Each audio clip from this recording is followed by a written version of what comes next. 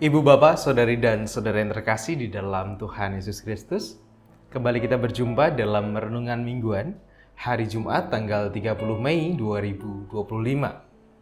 Bersama saya Pendeta Ritulus Haryanto, kita akan merenungkan Sabda Tuhan dengan sebuah tema yaitu ada dalam ketiadaan. Sebelum kita bersama merenungkannya, mari kita berdoa. Bapa di dalam surga, saat ini kami bersama hendak merenungkan firman-Mu.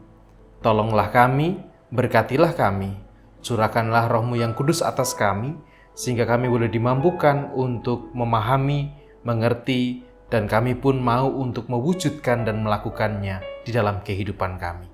Kami serahkan perenungan firman-Mu pada saat ini ke dalam tangan kuasa Tuhan sendiri. Di dalam nama Tuhan kami Yesus Kristus, kami berdoa. Amin. Sabda Tuhan yang akan kita renungkan bersama pada saat ini tertulis di dalam Keluaran pasal 33 ayat 12 sampai 17. Keluaran 33 ayat 12 sampai 17 yang demikian sabda Tuhan. Lalu berkatalah Musa kepada Tuhan, "Memang engkau berfirman kepadaku, suruhlah bangsa ini berangkat, tetapi engkau tidak memberitahukan kepadaku siapa yang akan kau utus bersama-sama dengan aku. Namun demikian engkau berfirman, aku mengenal namamu dan juga engkau mendapat kasih karunia di hadapanku. Maka sekarang, jika aku kiranya mendapat kasih karunia di hadapanmu, beritahukanlah kiranya jalanmu kepadaku, sehingga aku mengenal engkau, supaya aku tetap mendapat kasih karunia di hadapanmu. Ingatlah bahwa bangsa ini umatmu." Lalu ia berfirman, "Aku sendiri hendak membimbing engkau dan memberikan ketentraman kepadamu." Berkatalah Musa kepadanya, "Jika engkau sendiri tidak membimbing kami, janganlah suruh kami berangkat dari sini. Dari manakah gerangan akan diketahui bahwa aku telah mendapat kasih karunia di hadapanmu, yakni aku dengan umatmu ini? Bukankah karena engkau berjalan bersama-sama dengan kami, sehingga aku dengan umatmu ini dibedakan dari segala bangsa yang ada di muka bumi ini?" Berfirmanlah Tuhan kepada Musa, "Juga hal yang telah kau katakan ini akan kulakukan, karena engkau telah mendapat kasih karunia di hadapanku dan aku mengenal engkau." Demikianlah bacaan sabda Tuhan. Yang berbahagia ialah setiap orang yang dengan setia merenungkan serta melakukannya. Haleluya. Amin. Pernahkah Anda diberikan instruksi yang tidak jelas? Anda suruh kamu pergi ke warung. Kemudian untuk apa gitu? Untuk beli apa? Kalau misalkan beli sesuatu, kan di warung pun juga mereknya banyak. Ada jenis-jenisnya juga banyak. Tetapi instruksinya cuma, sudah sana pergi ke warung, belikan di warung. Lah belikan apa gitu? Kadang instruksi yang tidak jelas itu kalau kita menerima perintah atau instruksi yang demikian, maka pertanyaan yang muncul adalah, lah terus ngapain? Terus saya harus beli apa di sana? Atau saya harus naik apa? Atau banyak pertanyaan-pertanyaan yang mungkin akan kita punyai ketika kita diinstruksikan dengan sebuah instruksi yang tidak jelas. Gitu. Nah mungkin instruksi ini yang juga atau ketidakjelasan ini yang dirasakan oleh Musa. Ketika Tuhan memerintahkan kepada Musa untuk membawa bangsa ini pergi ke suatu tempat, mengarungi sebuah perjalanan. Tetapi dalam refleksinya Musa kemudian berpikir, loh kalau kemudian aku harus disuruh ke sana, siapa yang akan menemani aku memimpin bangsa ini? Lalu bagaimana aku bisa merasakan bahwa engkau menyertai kami dan berjalan bersama kami? Buktinya apa? Nah dalam keadaan yang kebingungan itu, dalam sesuatu yang tidak dipahami oleh Musa, seolah-olah kemudian menggambarkan bahwa Tuhan ini kok nggak ada kontribusinya gitu. Tuhan cuma memerintahkan, tetapi nggak ada embel-embel berikutnya. Penyertaannya kok nggak ada, pimpinannya juga nggak ada. Lalu kami harus seperti apa gitu. Kebingungan itu yang dialami oleh Musa ketika hendak menerima perintah Tuhan membawa bangsa Israel menuju ke satu tempat yang telah ditentukan oleh Allah. Nah, kebingungan-kebingungan ini yang mungkin juga dialami oleh kita ketika kita mungkin dalam menjalani kehidupan kita itu kita merasa bahwa, loh katanya Tuhan itu menyertai kita. Katanya Tuhan itu menolong kita. Katanya Tuhan itu tidak akan membiarkan kita sendirian. Kan begitu yang dikatakan di khotbah-khotbah, di renungan-renungan, bahkan di Alkitab pun saya membaca begitu atau kita membaca begitu. Tapi kenapa ketika saya menjalani hidup ini, kok dengan banyak persoalan yang berat yang saya alami, seolah-olah Tuhan gak ada.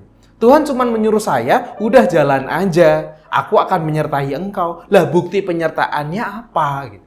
Mungkin pertanyaan itu atau mungkin kegundahan itu yang kita rasakan ketika kita menjalani kehidupan kita dan berjumpa dengan berbagai persoalan yang kita alami.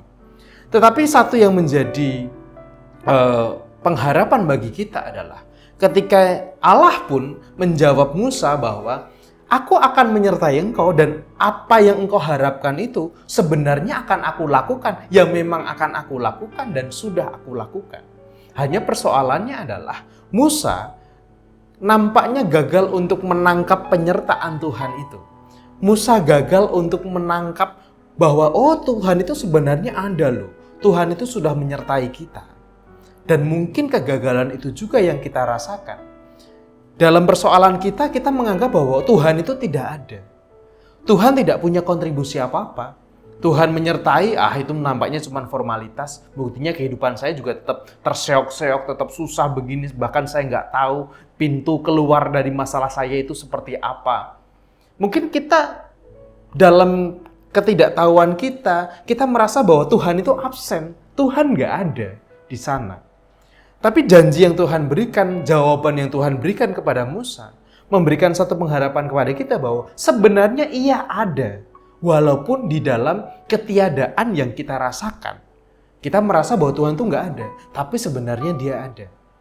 Maka yang perlu kita lakukan adalah bagaimana kita bisa menangkap penyertaan Tuhan itu. Kita bisa menangkap setiap janji Tuhan itu, kontribusi Tuhan dalam kehidupan kita, itu butuh kepekaan yang kita lakukan.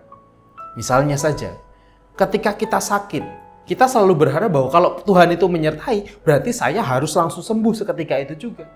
Tetapi tidakkah kita merasa bahwa ketika kita sakit, saya berobat ada BPJS. Saya berobat, ternyata saya ada yang nganter. Ketika saya berobat, dokternya baik. Ketika saya berobat, perawatnya baik. Mereka bisa kemudian menerima saya dengan baik. Ketika itu hal-hal yang kecil-kecil itu kita tangkap sebagai penyertaan Tuhan, maka kita akan menemukan keberadaan Dia di dalam ketiadaan yang kita anggap itu, bahwa Tuhan tiada. Maka yang perlu kita lakukan adalah bagaimana kita menangkap keberadaan Tuhan, bagaimana kita menangkap dalam kontribusi Tuhan, penyertaan Tuhan dalam kehidupan kita, kendati mungkin dalam situasi kita merasa bahwa Dia tidak ada. Di dalam ketiadaan itu sebenarnya Tuhan ada. Hanya persoalannya adalah kita berani menangkap dan bisa menangkap keberadaan Tuhan itu atau tidak. Ataukah yang kita pikirkan, yang kita rasa adalah bahwa Tuhan itu tidak ada. Tanpa kita merefleksikan keberadaannya dalam ketiadaan itu. Tuhan memberkati. Amin. Marilah saat ini kita bersama menyatukan hati kita di dalam doa. Mari kita berdoa. Ketika kami menghadapi berbagai pergumulan dalam hidup kami Tuhan, kami seolah mendapatkan instruksi yang tidak jelas dari-Mu. Kami merasa bahwa kami harus menjalani hidup, tetapi pada saat yang sama kami merasa bahwa Engkau absen. Kami merasa bahwa Engkau tidak ada, Engkau tidak terlibat. Buktinya bahwa kami menjalani hidup kami dengan sangat terseok-seok, tapi seolah Engkau membiarkan kami sendiri. Tolonglah kami ya Tuhan, untuk kami bisa menangkap keberadaan-Mu melalui setiap hal yang kami jumpai. Ajar kami untuk merefleksikan keterlibatan-Mu dalam kehidupan kami, penyertaan-Mu dalam kehidupan kami, melalui bahkan hal-hal sederhana yang terjadi dan kami alami. Dengan demikian, kami akan tetap bisa melihat Engkau ada bersama dengan kami di tengah-tengah mungkin situasi berat yang kami alami. Oleh karena itu Tuhan, tolonglah kami dan kiranya Roh-Mu yang kudus tercurah dan menuntun langkah kami. Dan saat ini kami mau bersama berdoa untuk saudara-saudara kami yang sedang dalam proses pemulihan kesehatan mereka, atau mereka yang bergumul dengan kesehatan oleh karena usia yang mereka alami. Kami berdoa untuk Ibu Tugira Sariman, Ibu Rusmiati Suhardi, Bapak Priyono, Ibu Murjangkong, Ibu Endang Karno, Ibu Kon Mariatin Subardi, Bapak Bardi Benyamin, Bapak Christian Dauriwu, Bapak Elias Sariman, Bapak Ranibu Sunarto Saputro, Ibu Sardi Putih Santoso, Ibu Mardi Utomo, Ibu Yatmiartini Rusdi, Ibu Sri Suwarsi Rahayu, Ibu Ami Birowo, anak Amurisya, Ibu Sri Utami Suprapto, Ibu Margono, Bapak Cahyo Muntadi, Ibu Sri Istami, Bapak Saharun, Bapak Warsito Utomo, Ibu Endang Joko Triyono, Ibu Anna Rosalia, Bapak Edwin Krusma Yulianto, Bapak Pendeta Emeritus Dwedi Nugroho, Ibu Ernita Nasib, anak Nasya Alna Putri, dan juga saudara-saudara kami yang lain. Tuhan, kiranya Engkau dengan cinta kasih-Mu yang hadir atas mereka, memampukan mereka dan menolong mereka di dalam setiap proses yang mereka jalani. Proses pengobatan, perawatan, kontrol, obat-obatan, dan semua yang mereka kerjakan, kiranya boleh mendatangkan kesukacitaan dan damai sejahtera dalam kehidupan mereka.